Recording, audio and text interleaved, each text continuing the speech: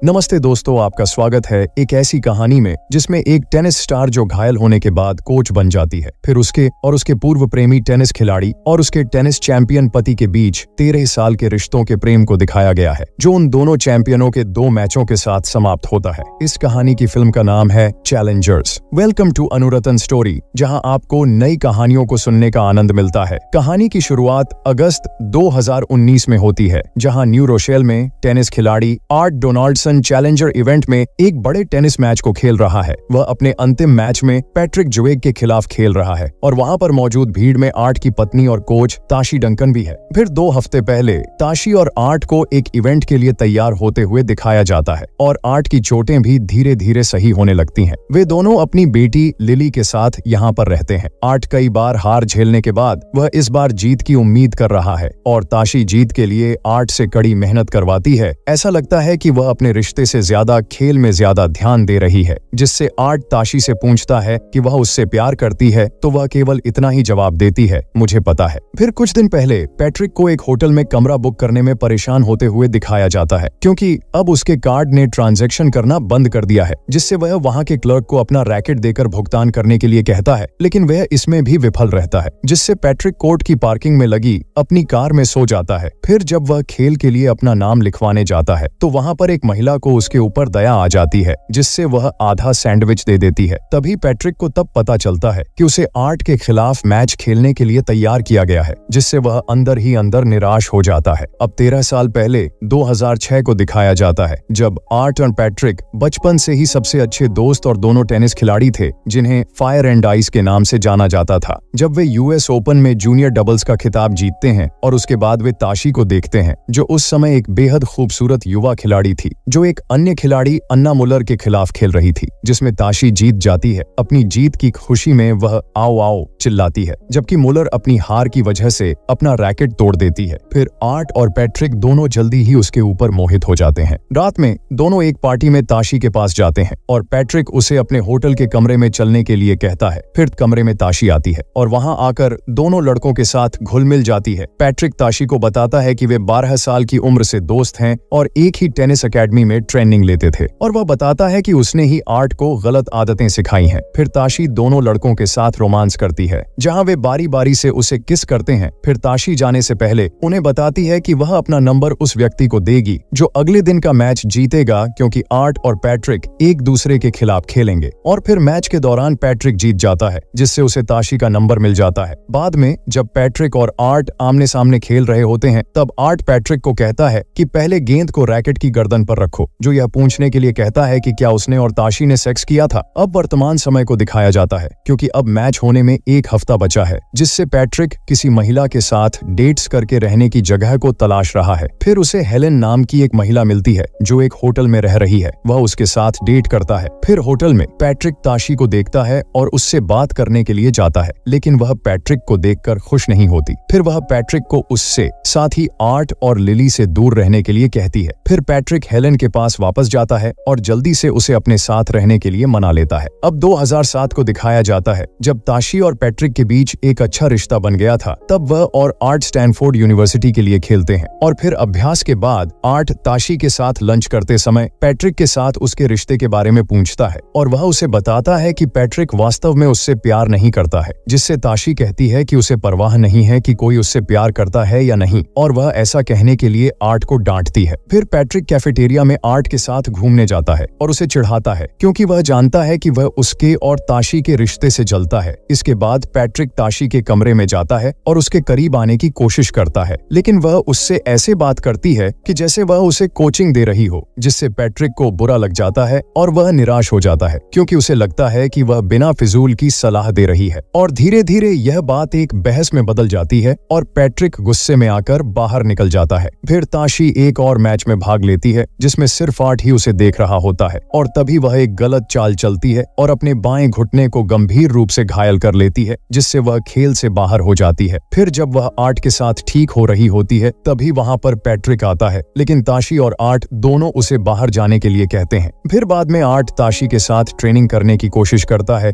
क्योंकि वह ठीक हो रही है, और वह आर्ट को जोर देकर कहती है कि वह उसके साथ आसानी से नहीं खेले। फिर वह बिना गिरे ज्यादा देर तक खेल नहीं पाती, जिससे ताशी को पता चल जाता है है कि अब उसका टेनिस करियर खत्म हो चुका है। अब 2010 को दिखाया जाता है, जहां आर्ट और ताशी फिर से मिलते हैं और डिनर करने के बाद वे एक दूसरे के साथ रोमांस करते हैं, जहां ताशी उसे बताती है कि उसे चोट के बाद से उसने और पैट्रिक ने कभी एक दूसरे से बात नहीं की है। फिर बाद में ताशी आर्ट की कोच बन जाती है। फिर 2019 के मैच को दिखाया जाता है, जहां पैट्रिक पहले सेट में तो अच्छा प्रदर्शन करता है, लेकिन जैसे जैसे खेल आगे बढ़ता है वह पिछड़ने लगता है और फिर उसे अपना आपा खोते हुए दिखाया जाता है। तभी वर्तमान मैच से कुछ दिन पहले का दिखाया जाता है, जिसमें पैट्रिक ताशी के पास जाता है और उसे अपना कोच बनने के लिए कहता है ताकि वह उसकी लाइफ में वापस आने के लिए अपना रास्ता बना सके। लेकिन ताशी कोच बनने के बजाय उसे थप्पड़ मारती है और बेरहमी से उसे बताती है कि वह कितना गिर गया है, क्योंकि वह खुद को एक बदकिस्मत एथलीट के रूप में पेश करने की कोशिश कर रहा है। जिससे पैट्रिक ने जवाब दिया कि ताशी वास्तव में आर्ट से प्यार नहीं करती है, क्योंकि वह जानता है कि आर्ट खेल छोड़ने के लिए तैयार है और अगर आर्ट टेनिस नहीं खेलता है तो ताशी का अब खेल से कोई संबंध नहीं रहेगा, क्योंकि टेनिस ही एकमात्र कारण है कि वह आर्ट के साथ जुड़ी हुई है।